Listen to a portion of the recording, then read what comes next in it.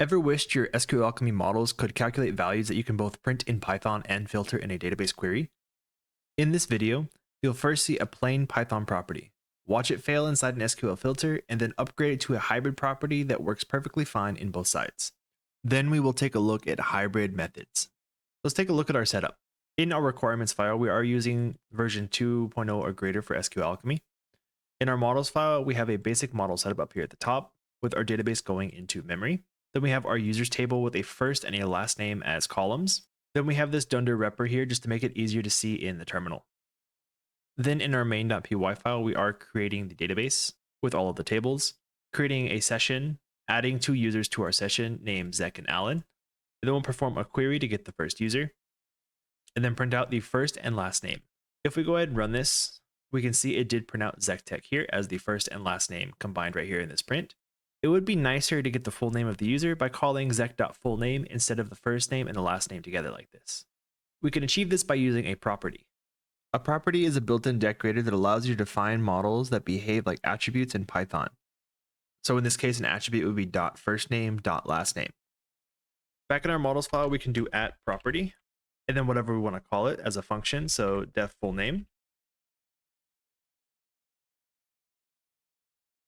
Then we can make it return an f string of self.firstname and self.lastname. So once we do this, we can go back to our main.py file, and our syntax highlighting did update. If we go ahead and run this again, we can see in the output, it did print out ZekTech for both of them, meaning this property did work.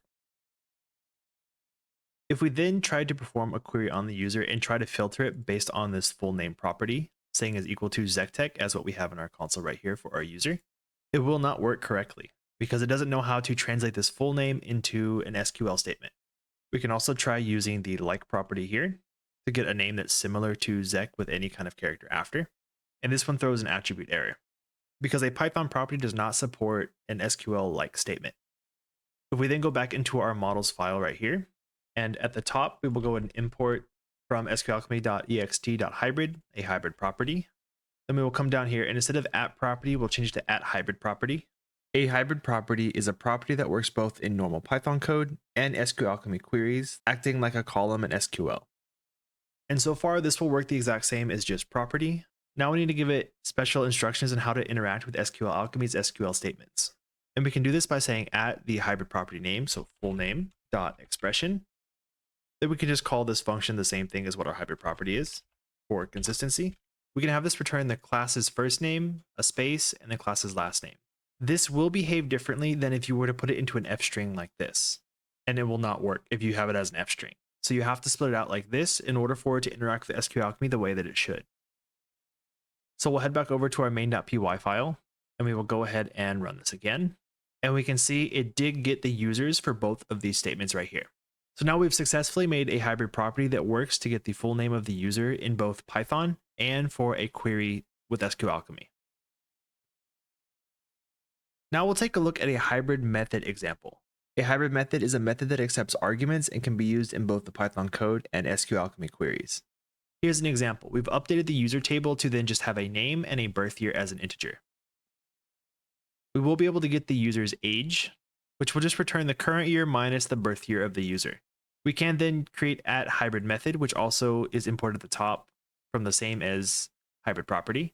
And we can create some kind of condition. So in this case, we're going to check if the user is older than a certain age, and it will return a true or false statement.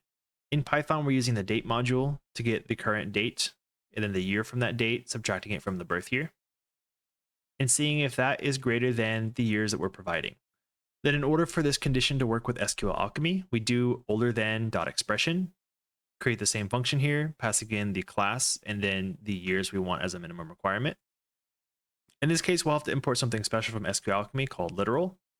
And this just converts it to whatever the database needs. So we'll get the year of func.now. So from whatever database we're using, this func.now will get the current date string and then extract the year from the date string, subtract it from the birth year of our user, and see if that condition is greater than or equal to the minimum year requirement we have. Let's take a look at this in action. We did modify this dunder repr to update to the new values, and we can even call the property inside here as well. So taking a look at our main.py file, we have updated some things here. We've updated our users to match our new model table. Then we're doing a Python check of Zek.older than 20 and Zek.older than 26. And then we're performing the queries using this condition as well in our query.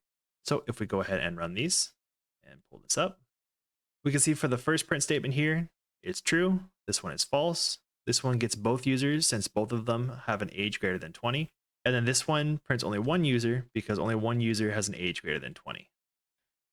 And that's how you use properties, and hybrid methods in SQLAlchemy. Thank you so much for watching. If you found this helpful, leave a thumbs up, subscribe, and I'll see you in the next one.